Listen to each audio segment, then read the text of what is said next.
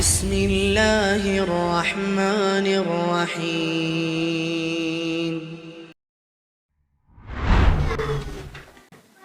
أشهد أن لا إله إلا الله وحده لا شريك له وأشهد أن محمدا عبده ورسوله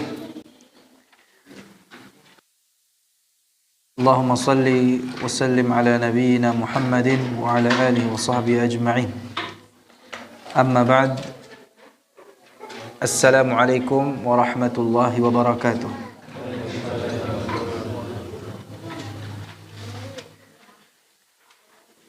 Alhamdulillah, segala puji bagi Allah Subhanahu wa taala yang telah mempertemukan kita di majlis ini dalam rangka tafaqquh fid din, dalam rangka talabul ilm, menuntut ilmu yang itu merupakan kewajiban setiap muslim. Kaitannya atau hubungannya dengan kewajiban yang Allah Subhanahu wa taala wajibkan selain ibadah-ibadah yang lain. Karena ini merupakan ibadah, maka tidak main-main ya. Kita harus meluruskan niat kita kepadanya. Hanya mengharapkan wajah Allah Subhanahu wa taala. Di dalam menjalankan ibadah ini kita patut ya seyogianya ya, kita mengikhlaskan niat kepada Allah. Sudah sepantasnya kita mengikhlaskan niat kepada Allah Subhanahu wa taala. Kemudian tidak lupa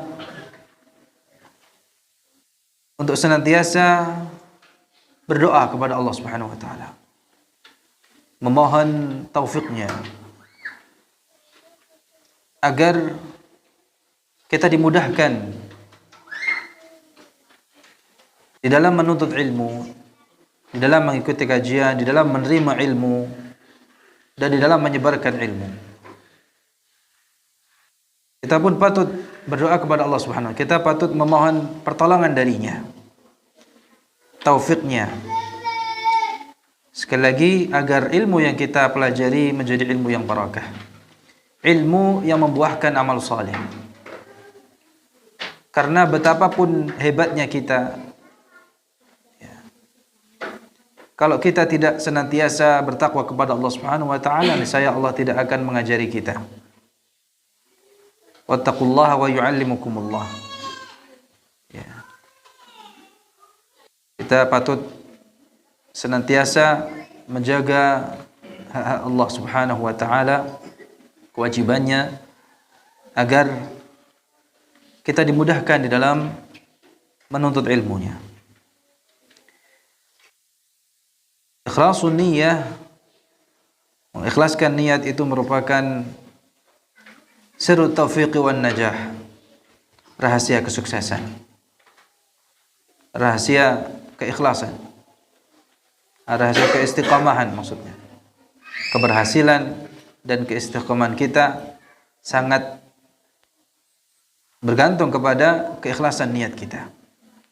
Semakin kita mengikhlaskan, memurnikan ibadah ini, ibadah talabul ilmi ini karena Allah Subhanahu wa taala, Allah Subhanahu wa taala akan berikan taufik serta kesuksesan, keberhasilan kepada kita. Dan pentingnya kita doa agar kita tidak menisbatkan ilmu yang kita pelajari itu kepada diri kita, tapi semata-mata karena Allah mudahkan, karena Allah yang mengajarkan ilmu tersebut kepada kita. Jamaah sekalian dirahmati oleh Allah Subhanahu wa taala. Alhamdulillah, dengan izin Allah Subhanahu wa taala di pertemuan yang ketiga ini di dalam pembahasan tafsir surat Al-Fajr. Tafsir surat Al-Fajr ayat yang keberapa sekarang? Ayat yang ke-6 ya, atau yang ke-5. Ya. Allah Subhanahu wa taala setelah bersumpah dengan 5 hal. Bersumpah dengan fajar, malam yang 10, yang genap, yang ganjil, dan yang kelima malam. Ya. malam apabila telah berlalu, wal laili idza yasr, ya. Di 4 ayat tersebut Allah bersumpah dengan 5 hal yang semuanya menunjukkan atau semuanya itu mengisyaratkan kepada kita agar sebagai seorang manusia senantiasa memanfaatkan kesempatan yang ada, yang Allah Subhanahu wa taala berikan. Ya. Sekali lagi demi kepentingan atau kebaikan dunia dan akhirat kita. Waktu-waktu yang Allah Subhanahu wa taala bersumpah dengannya tadi, waktu fajar, kemudian malam yang 10. Ya, waktu fajar di sini di mana juga salat fajar. Kemudian malam yang 10 itu malam 10 malam terakhir di bulan Ramadan, dan ditafsirkan pula 10 hari pertama bulan Dzulhijjah. Ya. Dan waktu-waktu yang lainnya, ya, yang genap, maksudnya hari apa namanya, Yaumun Nahar, hari di mana ya dilaksanakan ibadah menyembelih, hari ke-10 Dzulhijjah. Kemudian wal watr, yang ganjil, itu maksudnya hari Arafah tanggal ke-9, dan juga malam-malam malam wal laili, demi malam yang ditafsirkan pula itu sebagai malam Muzdalifah. Ya, sepulang dari Arafah kemudian bermalam di Muzdalifah. Itu semuanya adalah waktu-waktu mustajab, waktu-waktu yang istimewa, yang orang yang berakal dia akan memanfaatkan kesempatan tersebut. Ya, makanya di ayat yang berikutnya, ayat yang kelima, Allah berfirman, hal fi dzalika qasamul lidzi hijr. Hal, apakah, fi dzalika, pada yang demikian itu, qasamun, terdapat sumpah. Apakah pada yang demikian itu terdapat sumpah? Sumpah yang dapat diterima, lidzi, yang dapat diterima oleh lidzi hijr, orang-orang yang berakal. Hijr di sini, dzi hijr, lidzi hijr, bagi orang yang memiliki hijr. Apa itu hijr? Yang dimaksud hijr adalah akal. Ya. Jadi ada surat namanya surat apa? Al-Hijr. Nah, itu nanti disinggung. Ya, itu sebuah ya daerah, ya, yang Rasulullah SAW pernah ya melewatinya. Ya. Walaqad kadzdzaba ashabul hijril mursalin. Ya, negeri Hijr. Jadi jalan menuju ke Tabuk, ya, yang justru saat ini justru dijadikan destinasi wisata. Ya, orang ke sana bukan mengambil ibrah tapi selfie-selfie, padahal itu tempat yang mungkin terlaknat gitu ya. Tempat yang mana Allah turunkan azab di situ. Jamaah sekalian dirahmati oleh Allah Subhanahu wa taala. Hal fi dzalika qasamul lidzi hijr. Apakah yang pada yang demikian itu terdapat sumpah yang dapat diterima oleh orang yang memiliki hijr, memiliki akal. Hijr secara bahasa artinya membatasi. Ya. Ada hujrah, ya, kamar yang itu membatasi orang lain untuk tidak bisa masuk ke dalamnya. Dan hijr artinya membatasi, karena seseorang yang menjaga akalnya akan terbatasi dari melakukan hal-hal yang buruk, ya, dengannya. Kalau akal itu sendiri disebut akal, ya, juga disebut iqal, yang artinya juga menahan. Karena akal yang benar akan menahan seseorang, akal yang sehat akan menahan seseorang dari berbuat yang buruk. Menahan seseorang dari melakukan perbuatan-perbuatan yang tercela dan yang tidak senonoh. Ini disebut akal. Ya. Berasal dari kata iqal juga ya, yang artinya menahan. Makanya orang yang berbuat atau berkelakuan ya tidak baik ya, tidak senonoh, berbuat perbuatan tercela, pasti hilang akalnya. Jadi dia sedang kehilangan akalnya yang bisa menahan dirinya. Baik, jamaah sekalian dirahmati Allah Subhanahu wa taala, di 4 ayat sebelumnya kan Allah bersumpah dengan 5 perkara. Wal fajr wal layalin 'ashr wasyaf'i wal watr wal laili idza yasr. Namun di situ Allah Subhanahu wa taala tidak menyebutkan ya, untuk apa ya Allah bersumpah atau muqsam alaih ya, kalau dalam bahasan qasam dalam ilmu Al-Qur'an atau usul tafsir, ini di sini Allah tidak menyebutkan muqsam alaih, untuk apa Allah bersumpah. Nah, ini kata para ulama bahwa hal tersebut dikarenakan ada perkara yang ingin Allah tekankan, namun hal tersebut telah dimaklumi. Seakan-akan Allah Subhanahu wa taala mengatakan, demi fajar, sungguh kalian kaum musyrikin benar-benar akan diazab. Ya, karena sekali lagi surat Al-Fajr diturunkan berkaitan dengan siapa? Berkaitan dengan orang-orang Quraisy Makkah, di mana mereka mengingkari hari kebangkitan dan hari pembalasan. Karena setelah itu Allah Subhanahu wa taala menceritakan ya, di sini menceritakan tentang kaum-kaum yang dibinasakan oleh Allah Subhanahu wa taala. Kalau di surat sebelum Al-Fajr, surat apa? Al-Ghasyiyah. Ya, surat Al-Ghasyiyah Allah mengancam orang-orang kafir dengan azab dan siksaannya. Lalu pada surat ini Allah menceritakan beberapa kaum yang dibinasakan oleh Allah. Ini seakan-akan Allah ingin mengabarkan kepada kaum musyrikin Quraisy, kaum musyrikin Arab, bahwa ada kaum yang lebih hebat dari kalian, bahwa ada kaum yang lebih kuat daripada mereka, tetapi Allah binasakan. Di sini Allah akan menyebutkan tentang 3 kaum. Ada berapa? 3 kaum.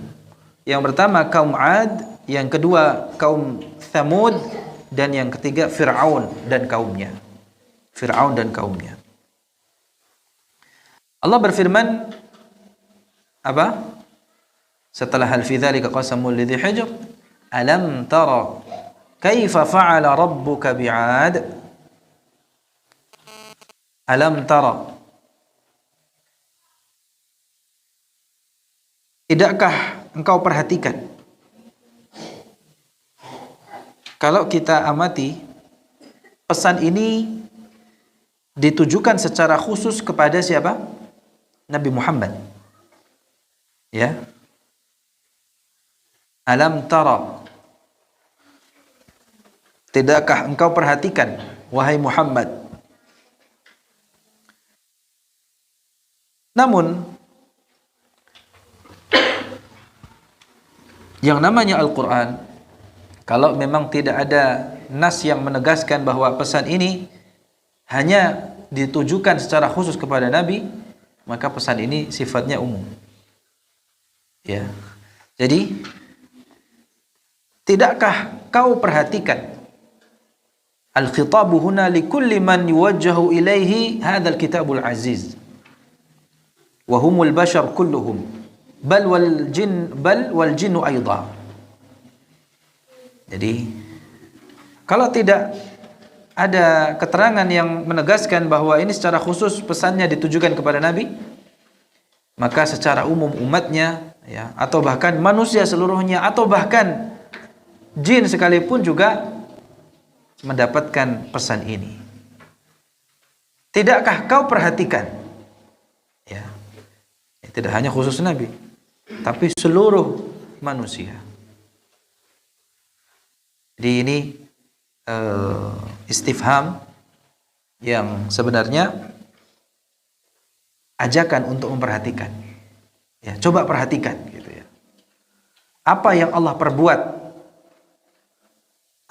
Bagaimana kaifa fa'ala rabbuka bi'ad? Bagaimana Rabbmu berbuat terhadap kaum 'Ad? Iram dzatil 'imad. Iram itu adalah nama suatu suku, kabilah gitu ya. Ada yang juga berpendapat itu nama suatu perkampungan ya, desa. Dan juga ada yang berpendapat lainnya. Sama saja. Entah itu nama suatu kabilah ya, atau nama sebuah desa. Ya.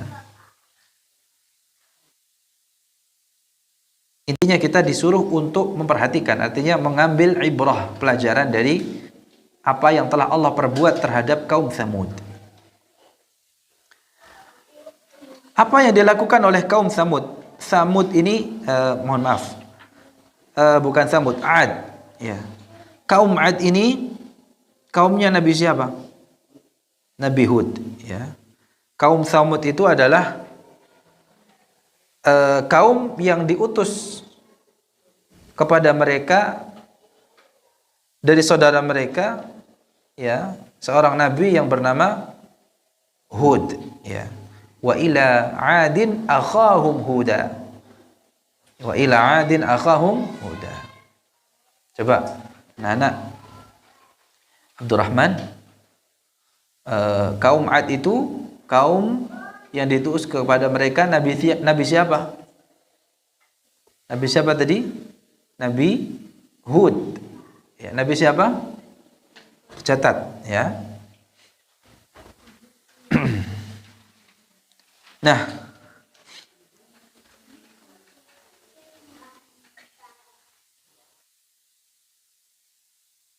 adapun Tsamud itu adalah kaumnya Nabi Saleh. Kalau 'Ad, Mas Abdullah, kaum 'Ad kaumnya Nabi siapa? Hud. Kalau kaum Tsamud itu kaumnya Nabi Saleh. Ya. Nah, kedua kaum ini adalah bangsa yang dahulunya mereka itu tinggal di Jazirah Arab. Ya. Kaum 'Ad ini tinggal di daerah Jazirah Arab bagian selatan. Ya. Di Al-Ahqaf. Nanti ada surat Al-Ahqaf ya. Al-Ahqaf yang itu letaknya di Yaman, yaitu antara Umman dan Hadramaut. Ya, ada nama daerah Al-Ahqaf. Itu sebagaimana yang diterangkan oleh Imam Ibnu Katsir. Jadi di sanalah kaum 'Ad ya tinggal. Mungkin kalau sekarang yang tersisa hanya gurun pasir. Adapun rumah-rumah yang mereka dulu tinggali telah tertutup dengan padang pasir. Itu kaum 'Ad. Adapun kaum Tsamud tadi kaumnya Nabi Saleh. Nah, ini yang sampai sekarang masih ada bekas peninggalan mereka. Ya, masih ada situsnya gitu ya. Yang sekarang dijadikan apa? Destinasi wisata ya, buat jalan-jalan ke sana. Ya. Jadi tujuannya yang ke sana bukan mengambil ibrah. Ya. Jadi tempat-tempat yang seperti itu justru harusnya ya kita harus berhati-hati. Khawatirnya kalau pas wafat di sana, mati di sana itu mengerikan ya. Kita wafat di tempat yang buruk. Makanya ini juga ya sekaligus renungan ya bagi kita yang suka jalan-jalan gitu ya. Kemasannya ibadah umrah plus ya. Tapi plusnya ini ke tempat-tempat yang justru ya terlaknat, atau tempat-tempat yang justru yaitu kita habis ibadah terus jalan-jalannya ke tempat umpamanya yang justru di situ adalah tempat terlaknat, atau tempat yang pernah Allah turunkan azab di situ. Kan mengerikan kalau tiba-tiba Allah cabut nyawa kita pas di tempat itu. Ya. Baik, tadi kaum Ad, sudah kaum Tsamud ya. Juga ya, mereka kalau kaum Ad tidak tersisa lagi ya.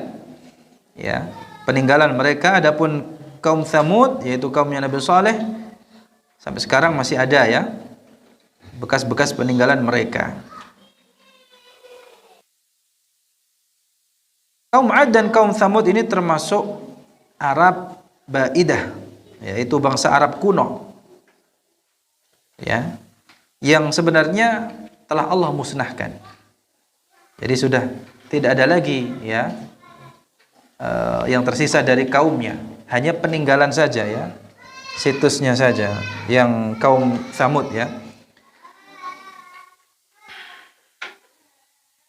Nah, keberadaan dua kaum ini sebenarnya telah diketahui oleh orang-orang kafir Quraisy.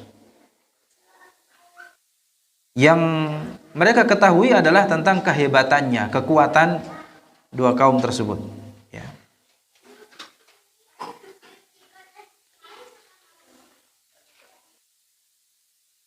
Adapun berita kaum yang ketiga, yaitu berita tentang Fir'aun, bagaimana ia Allah binasakan. Ya. Kalau tentang Fir'aun dan kaumnya, maka ini adalah berita yang masyhur di tengah kaum Yahudi. Jadi kalau bangsa Arab ya, mereka mengenal kaum Ad dan Tsamud ya. Mereka mengenalnya karena kaum Ad dan kaum Tsamud ini adalah kaum yang hebat gitu ya.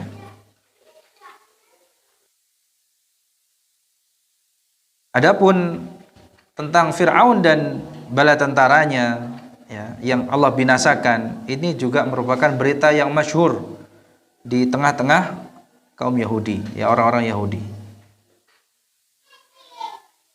Orang Yahudi sering menceritakan tentang kisah Nabi Musa dan Fir'aun. Dan mereka sangat membanggakan Nabi mereka, Nabi Musa. Hingga kisah-kisah tentang Nabi Musa dan Fir'aun yang mereka bangga-banggakan itu, mereka membanggakan Nabi Musa itu sampai ya kepada tetangganya, yaitu kaum musyrikin Arab. Oleh karena itulah Allah Subhanahu wa taala menceritakan kisah-kisah yang diketahui oleh kaum musyrikin, dua kaum yang berasal dari jazirah Arab itu sendiri, dan satunya lagi tentang kaum yang mereka dengar dari Yahudi. Ya. Allah menceritakan kaum-kaum yang lebih hebat daripada mereka.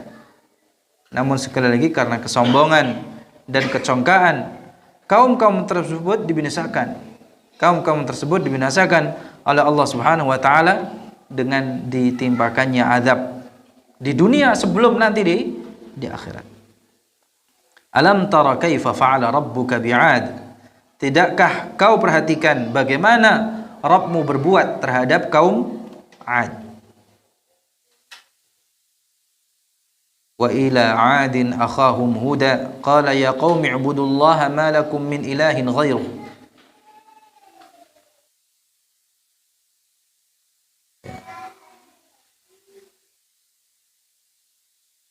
Dan kepada kaum Ad kami utus Hud, saudara mereka. Dia mengatakan, wahai kaumku, sembahlah Allah, beribadahlah kepada Allah. Tidaklah ada Tuhan sesembahan bagimu selain Dia. Maka mengapa kalian tidak bertakwa? Ya.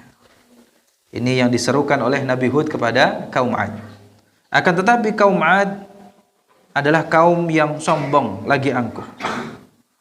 Mereka itu diberikan kekuatan oleh Allah Subhanahu wa taala, tetapi digunakan untuk semakin ingkar kepada Allah. Ya. Alam yarau anna Allah alladhi khalaqahum huwa ashaddu minhum quwwah wa kanu biayatina yajhadun. Ya. Di surat Fussilat ayat 15. Jadi mereka membangga-banggakan kekuatan mereka. Jadi kekuatan yang Allah titipkan kepada mereka bukan justru membuat mereka taat, tapi justru membuat mereka semakin angkuh. Ya. Semakin apa? Semakin angkuh. Lupa. Ya.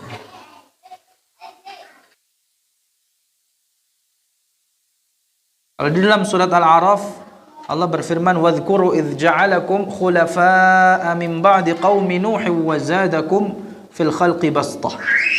Ingatlah ketika Dia menjadikan kalian sebagai khalifah-khalifah setelah kaum Nuh, dan Dia lebihkan kalian dalam kekuatan tubuh, wa zadakum fil khalqi bastah. Ya.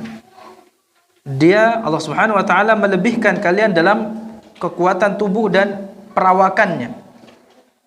Fadhkuru ala Allah la'allakum tuflihun.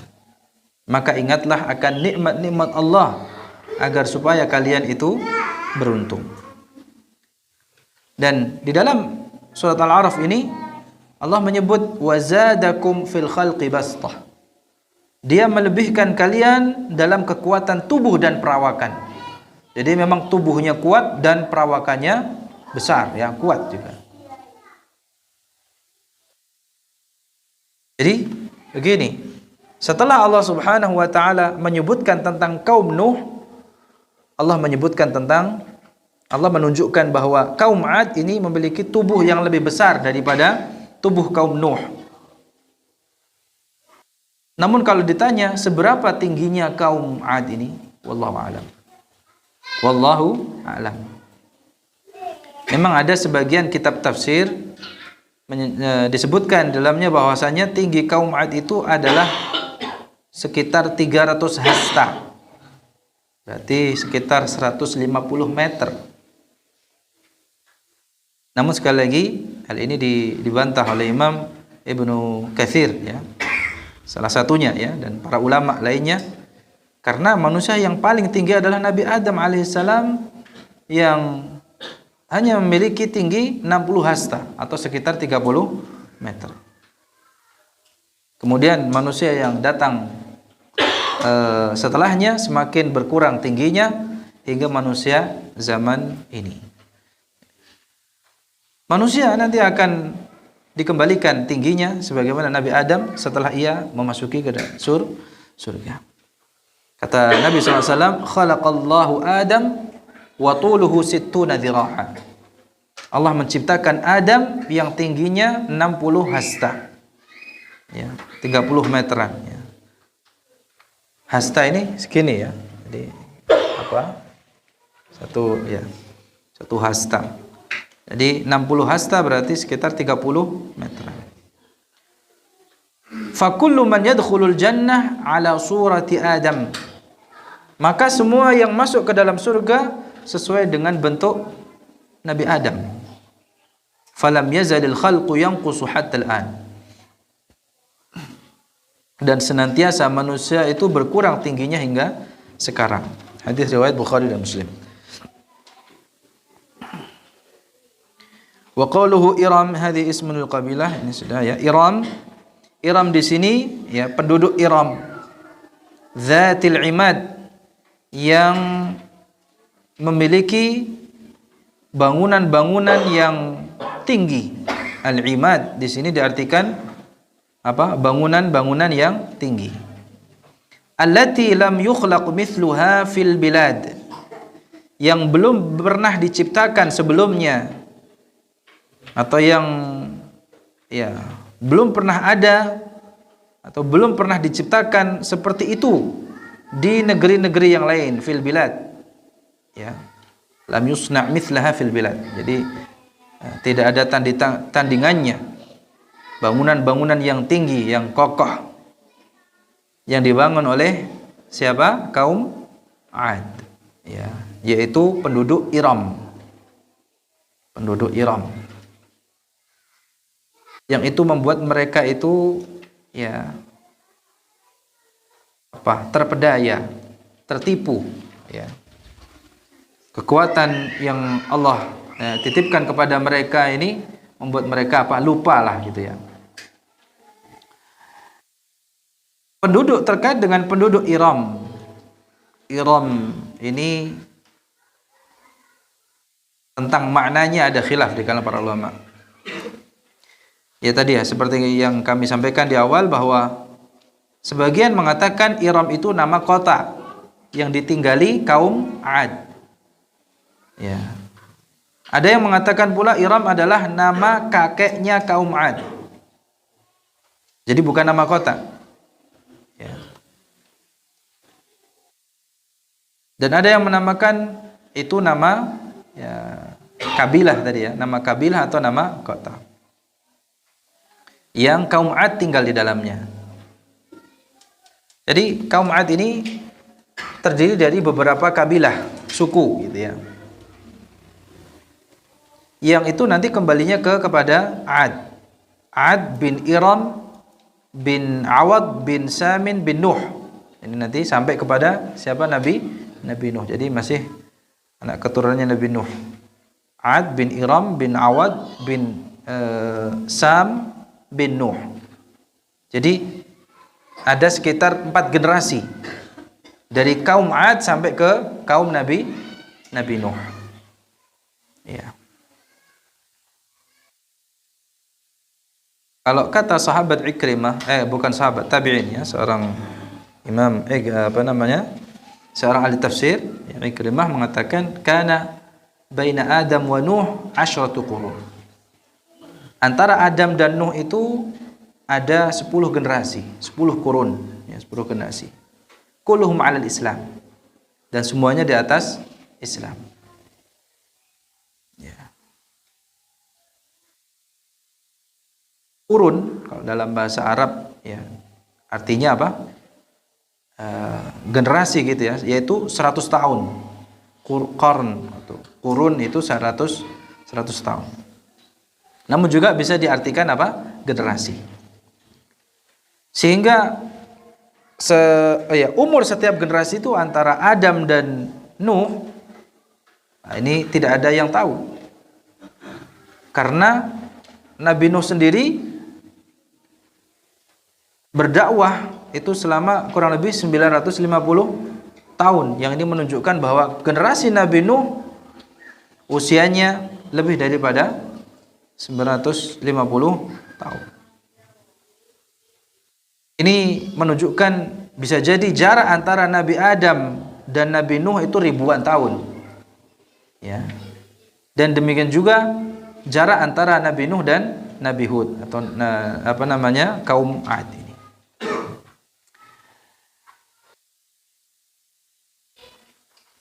Nah, Iram dzatil imad, penduduk Iram yang memiliki bangunan-bangunan yang tinggi, al-imad. Dalam bahasa Arab al-imad artinya tinggi. Dan di sini para ulama berbeda pendapat apa yang dimaksud dengan tinggi.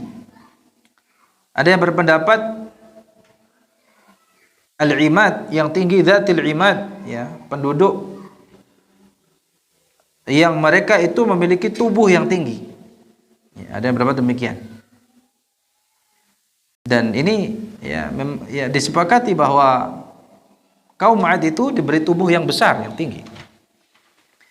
Adapun pendapat yang kedua, yang dimaksud dengan dzatil imad, ya, penduduk Iram yang tinggal di padang pasir, di dalam kemah-kemah yang terbuat dari tiang-tiang yang tinggi. Sehingga secara tidak langsung disimpulkan bahwa tubuh mereka itu ya juga tinggi. Kalau tempat tinggalnya tinggi berarti orangnya juga tinggi.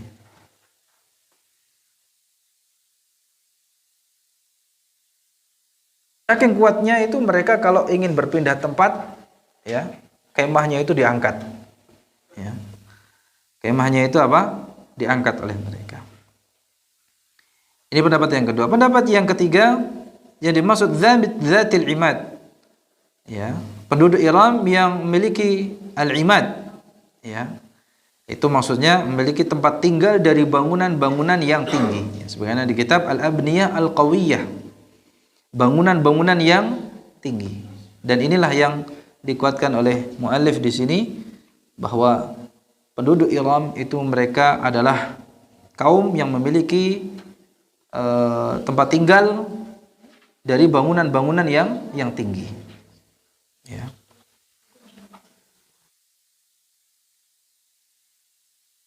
Adapun yang pendapat-pendapat lainnya ya, kurang begitu kuat.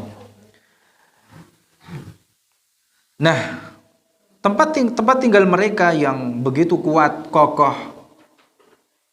itu Allah ratakan, ya, hanya dengan Allah binasakan hanya dengan mengirimkan angin.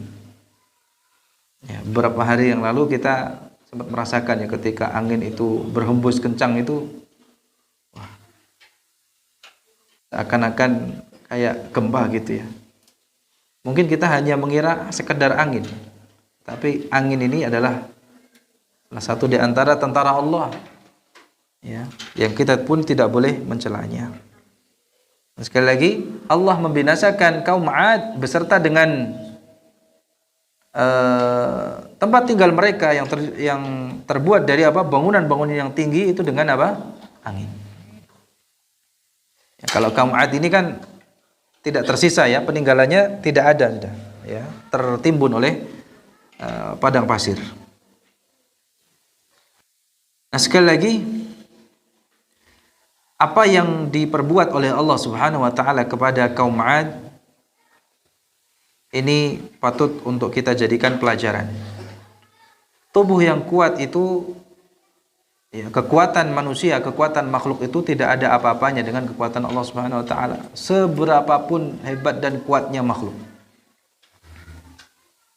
Ya. Walaupun makhluk itu telah menciptakan ini dan itu, ya. Teknologi apa yang apa di zaman itu, di zaman dahulu gitu ya. Ya. Yang bisa membuat bangunan-bangunan yang tinggi, kokoh gitu ya. Ya. Di zaman itu sudah merasa hebat gitu ya. Sekarang juga gitu ya. Tapi sekali lagi ya, itu tidak ada apa-apanya dengan kekuatan Allah Subhanahu wa taala. Artinya tidak perlu ada yang disombongkan. Termasuk tubuh yang kuat, tubuh yang sehat, ya, yang Allah Subhanahu wa taala berikan kepada kaum 'Ad yang mereka itu sombong dan angkuh. Itu tidak ada gunanya sama sekali. Ya. Sebagian ahli tafsir meriwayatkan, ya, saking kuatnya tubuh orang kaum 'Ad ini, kalau mereka marah kepada suatu kampung, salah seorang saja dari kaum 'Ad itu sanggup menghancurkan kampung tersebut, ya, dengan sekali lemparan batu, satu kampung, ya, sehingga semua penduduknya mati saking kuatnya. Ini kalau kita bayangkan ini manusia atau manusia gitu ya, tapi demikianlah adanya. Jadi sebagian ahli tafsir meriwayatkan, ya, saking kuatnya penduduk kaum 'Ad ini, kalau mereka marah dengan satu kampung, satu orang saja itu bisa apa? Menghancurkan atau membunuh, ya, penduduk kampung tersebut. Namun demikian Allah Subhanahu wa taala di dalam surat Fussilat ayat 15, alam yarau anna Allah alladhi khalaqahum huwa ashaddu minhum quwwah wa kanu biayatina yajhadun. Tidaklah mereka perhatikan bahwa sesungguhnya Allah yang menciptakan mereka. Kalau mereka yang ciptaan Allah aja kuatnya demikian, Allah lebih kuat lagi. Ya. Dia lebih hebat kekuatannya daripada mereka, dan mereka telah mengingkari tanda-tanda kebesaran kami. Ya.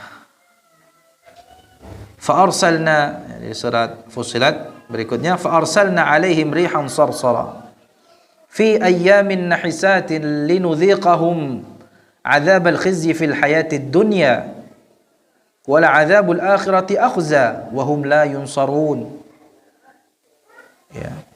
Allah kirimkan angin, ya,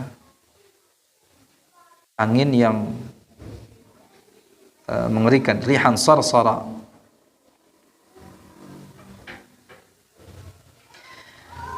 Na'udzubillah min dzalik. Intinya, kaum yang begitu kuatnya seperti kaum Ad ini, ya, memiliki badan yang besar dan yang kuat, akan tetapi mereka itu malah bertambah kesombongan dan merasa, ya, paling kuat. Akhirnya Allah Subhanahu wa taala mengirimkan angin yang menghinakan mereka, rihan sarsara fi ayyamin nahisat. Sudah begitu mereka berlindung di gunung-gunung, mereka bersembunyi di goa-goa. Akan tetapi angin tersebut tetap bisa mencabut mereka dari goa tersebut, ya, kemudian menerbangkan mereka ke udara.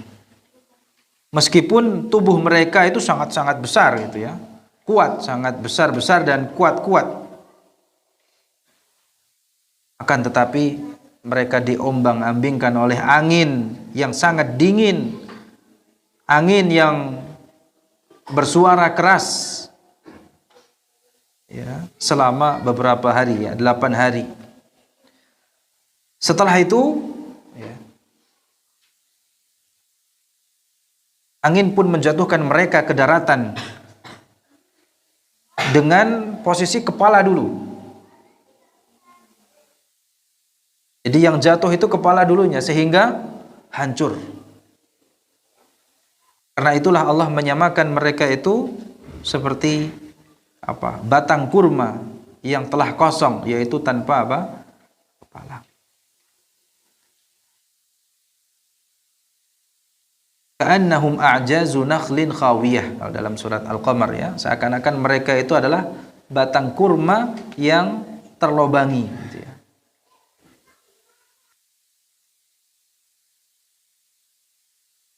Kaum Ad yang begitu sombong dengan kekuatan tubuh mereka, ya, pada akhirnya dibinasakan oleh Allah hanya dengan apa?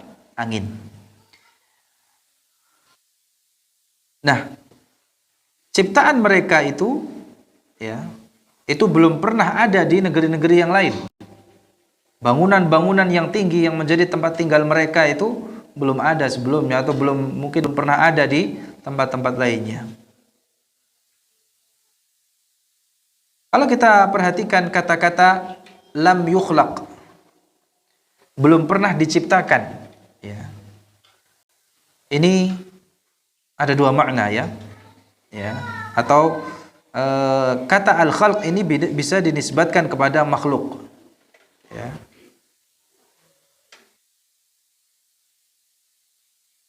Namun sekali lagi, ciptaan makhluk itu tidak sama dengan ciptaan Sang Khaliq, Sang Pencipta. Kalau penciptaan yang dinisbatkan kepada selain Allah, sebenarnya itu hanya apa? Sebatas mengubah, ya, dari sesuatu yang sudah ada, ya. Tidak sebagaimana halnya ciptaan Allah. Penciptaan Allah itu adalah menciptakan sesuatu yang sebelumnya tidak ada. Di sini kan dikatakan allati lam yukhlaq mithluha, ya, yang belum pernah diciptakan seperti itu di negeri-negeri lain. Berarti makhluk menciptakan, ya, ya. Jadi penciptaan ini bisa dinisbatkan kepada makhluk, namun berbeda dengan penciptaan Allah. Kalau penciptaan makhluk itu adalah mengubah, ya. Mungkin contohnya apa? manusia menciptakan kursi umpamanya. Itu bukan ujuk-ujuk tiba-tiba jadi kursi, enggak. Tapi manusia itu merubah dari kayu ya, kemudian diolah sehingga menjadi apa? Kursi. Ya, atau pintu atau rumah, ya. Kan tidak ada yang membuat rumah kemudian tiba-tiba ada begitu ya. Ya.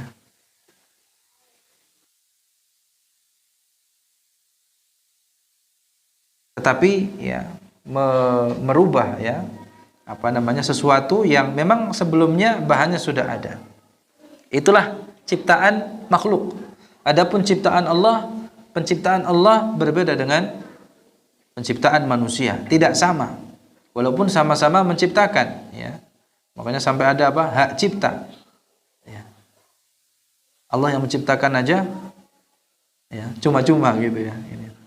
Enggak, bukan itu. Ya, jadi penciptaan yang dinisbatkan kepada makhluk itu sebatas taghyir wa tahwil.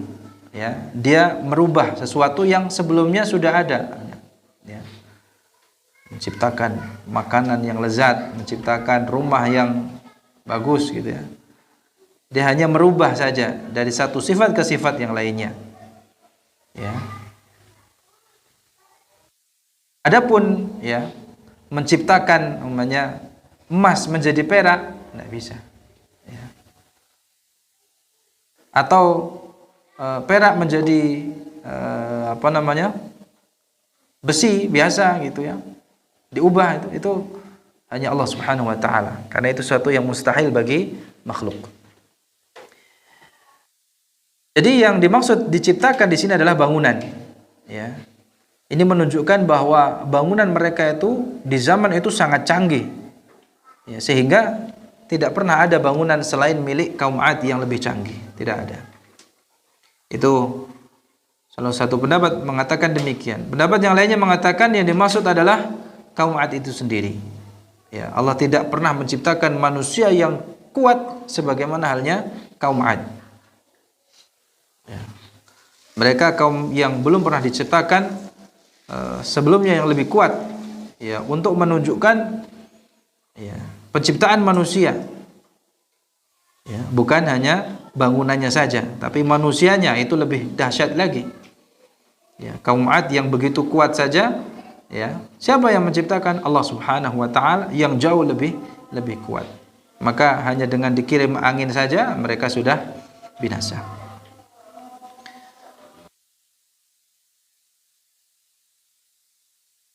Qala wa thamud alladhina jabu sakhra bil wad. Kemudian Allah menyebutkan kaum yang kedua, kaum Thamud, yaitu kaumnya Nabi Saleh. Ya.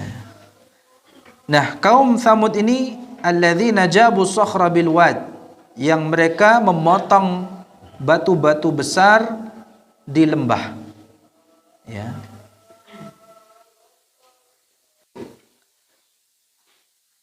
Jadi mereka maksudnya melubang, gunung itu dipahat gitu ya, dilubangi. Batu-batu besar itu dilubangi ya, seperti gunung untuk dijadikan tempat tinggal. Nah, batu-batu yang besar itu kan ibarat gunung yang terletak di lembah ya. Alladzina jabu sakhra bil wad, yaitu wadi al-qura, yang letaknya sekarang di sebuah kota namanya Al-Ula ya, sekitar 300 km utaranya Madinah. Ya, ini yang dijadikan destinasi wisata ya. Ada tiketnya, cukup mahal juga ya. Ya, ngeri-ngeri sedap ke sana ya. Kaum Thamud juga kaum yang kuat. Namun Allah hancurkan kaum Thamud dengan suara yang menggelegar. Allah membinasakan kaum 'Ad dengan angin, Allah membinasakan kaum Thamud dengan suara yang menggelegar sampai-sampai rumah mereka itu, ya, rumahnya masih ada, ya. Sekali lagi, kalau kaum Tsamud peninggalannya masih ada. Orangnya yang sampai apa? Saking dahsyatnya suara yang menggelar itu, mereka sampai mati. Kalau terkait dengan wisata ke sana gitu ya, wisata atau maksudnya kalau mengunjungi tempat-tempat seperti itu, seperti tempatnya kaum Tsamud ini, kalau tujuannya untuk mengambil pelajaran, maka dibolehkan. Ya. Karena Nabi SAW bersabda, la tadkhulu ala haula'il qaumil mu'adzabin atau masakin alladzina zalamu illa an takunu bakin fa in lam takunu bakin fala tadkhulu alaihim an yusibakum mithlu ma asabahum. Jadi dalam masalah ini, jadi ada hukum fikihnya, ya, di sini, di mana Rasulullah SAW itu melarang kita agar jangan memasuki tempat-tempat tinggalnya orang-orang zalim. Ya, janganlah kalian memasuki tempat tinggalnya orang-orang yang zalim kecuali menangis, ya, mengambil pelajaran di situ. Kenapa? Ya, fala tadkhulu alaihim an yusibakum mithlu ma asabahum. Kenapa? Yang menimpa mereka itu bisa menimpa kalian. Jadi kalau tujuannya ke sana bukan untuk mengambil pelajaran, hanya sekedar wisata, hati-hati. Ya, malah di situ selfie-selfie gitu ya. Ya.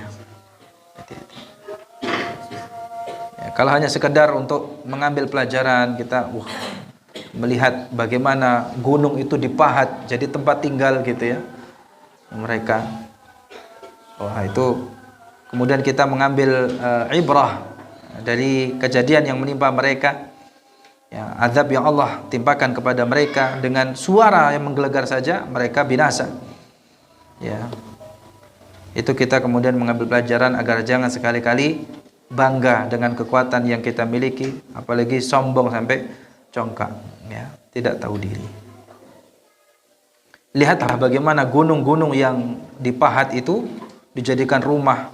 Jadi di dalamnya itu ada kamar-kamar, ada dipan-dipan, ya, dari pahatan maksudnya. Yang ini menunjukkan akan kekuatan mereka dan kecerdasan yang Allah Subhanahu wa taala berikan dalam masalah menghias dan mengukir gunung. Tapi sekali lagi karena kesombongan mereka, ya, Allah beri kelebihan mereka, namun akhirnya Allah binasakan. Demikian kaum yang kedua. Silahkan kumandangan azan terlebih dahulu, nanti kita bahas, ya, kaum yang ketiga, Fir'aun dan bala tentaranya. Silahkan. Baik, kita lanjutkan, ya, kaum ketiga yang Allah sebutkan di dalam firman-Nya di surat Al-Fajr ayat 10, wa fir'aun dzil autad.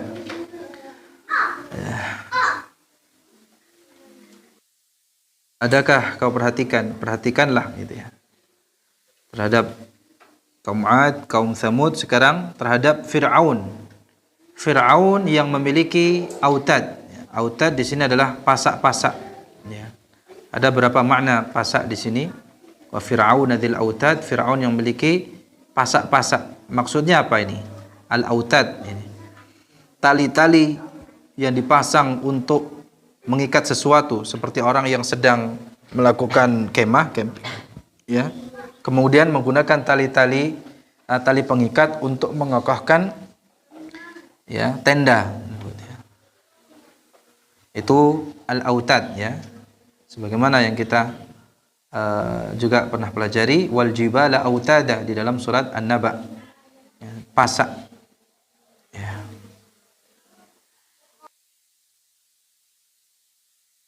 Nah, ada yang berpendapat, ya, Fir'aun itu dulu mengazab Bani Israel dengan cara mengikat tubuh mereka dengan tali, ya. Tangan dan kakinya diikat, ya, kemudian ditarik, ya. Sehingga Fir'aun dikenal sebagai Dzil Autad, Wa Fir'auna dzil autad, yakni pemilik tali-tali untuk menyiksa Bani Israel. Ada pula yang mengatakan, ya, apa yang menjadi sebab Fir'aun itu disebut dzil autad, ya, yang memiliki atau yang punyai apa? Pasak-pasak, ya.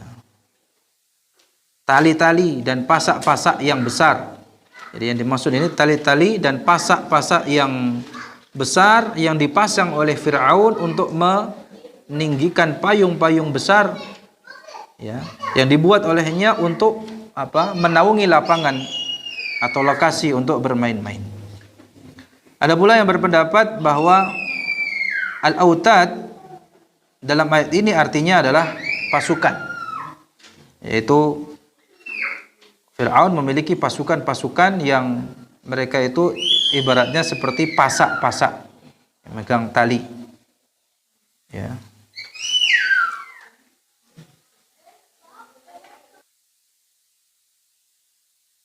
Nah, lihat ya apa film Fir'aun, ya, mana pasukannya itu membawa tali-tali yang itu dijadikan seperti apa? Pasukan tersebut jadi seperti apa? Pasak. Jadi Fir'aun ini memiliki pasukan yang banyak dan dikerahkan semuanya, diperintahkan untuk mengejar Nabi Musa. Bahkan menteri-menterinya pun semuanya dikerahkan untuk ikut serta dalam mengejar Nabi Musa. Yang pada akhirnya Allah hancurkan mereka. Ya, betapapun kuat dan sombongnya mereka, ya, Allah binasakan mereka. Lakin Allah subhanahu fawqa kulli syai. Alladzina taghaw fil bilad. Yang berbuat melampaui batas atau sewenang-wenang. Ya, at-tughyan mujawazatul had. Ya, berbuat melebihi melampaui batas, ya. Sewenang-wenang fil bilad, di dalam negeri. Ya. Nah, ini di sini, ya, menunjukkan kepada ketiga kaum tadi. Ya. Baik itu kaum 'Ad, kaum Tsamud maupun Fir'aun, yang mana mereka telah melampaui batas, ya, berbuat sewenang-wenang, berbuat kezaliman di negeri-negeri, ya. Fa'aktsaru fiha al-fasad, lalu mereka banyak berbuat kerusakan di dalam negeri tersebut. Al-fasad al-ma'nawi, al-fasad yang dimaksud di sini, ya, kerusakan yang bersifat maknawi. Dan ya tadi kesombongan, kecongkaan, ya, yang mereka lakukan, kesewenang-wenangan, itu akhirnya diikuti kerusakan yang bersifat hissi, ya. Jadi yang namanya orang itu sombong, sewenang-wenang, itu kerusakannya nyata, gitu, ya. Kerusakan yang ditimbulkannya itu, ya, tidak hanya secara maknawi saja, ya. Walaupun yang dimaksud di sini adalah kerusakan maknawi, namun biasanya kerusakan maknawi itu akan diikuti oleh kerusakan yang ditimbulkan secara nyata. Sebagaimana, ya, keimanan, ya, keimanan itu akan menimbulkan keamanan, ketentraman, ya. Kekufuran, kesombongan itu akan menimbulkan kerusakan, ya, bencana dan lain sebagainya. Makanya di sini fa'aktsaru fiha al-fasad, maknanya al-fasad al-ma'nawi, yang tentu itu akan dibarengi, akan diikuti oleh kerusakan yang bersifat hissi. Fasabba 'alaihim rabbuka sawta 'adzab. Karena itu Rabbmu sabba, as-sabbu ini maksudnya menuangkan cemeti azab kepada mereka. Ya, sawta adzab, as-saut huwa al-'asa allati yudrabu bih. Cemeti, ya, pecut, gitu, ya. Ya, kalau, ya, melakukan kerusakan, maka Allah Subhanahu wa taala akan menimpakan azab, ya, kepada mereka, ya, di dunia ini sebelum nanti di akhirat akan ditimbakan, di akhirat akan ditimbakan azab yang lebih pedih lagi. Nah, di sini Allah memberikan ungkapan cemeti, sauta azab, cemeti yang menunjukkan apa? Azab yang Allah timpakan kepada mereka adalah ringan dibandingkan dengan azab yang akan mereka nanti terima di akhirat. Kepada kaum 'Ad Allah mengirimkan angin untuk membinasakan mereka. Ya. Dan kepada kaum Tsamud, ya, Allah mengadab mereka, membinasakan mereka dengan suara yang menggelegar. Dan kepada Fir'aun dan bala tentaranya Allah menutup lautan, ya. Dan ini semua bagi Allah sangatlah mudah. Azab yang sebenarnya mudah bagi Allah Subhanahu wa taala, ya. Yang mana mereka akan diancam azab yang lebih dahsyat lagi di akhirat. Jadi kalau Fir'aun dan kaumnya diazab dengan Allah tenggelamkan, caranya dengan Allah tenggelamkan mereka. Ya. Allah hanya memerintahkan Nabi Musa untuk memukul, lalu terbukalah Laut Merah sehingga permukaan tanahnya menjadi kering. 12 jalur, karena Bani Israel itu ada 12 suku, ya. Dan masing-masing jalur tersebut dibatasi oleh lautan yang naik menjulang seperti gunung.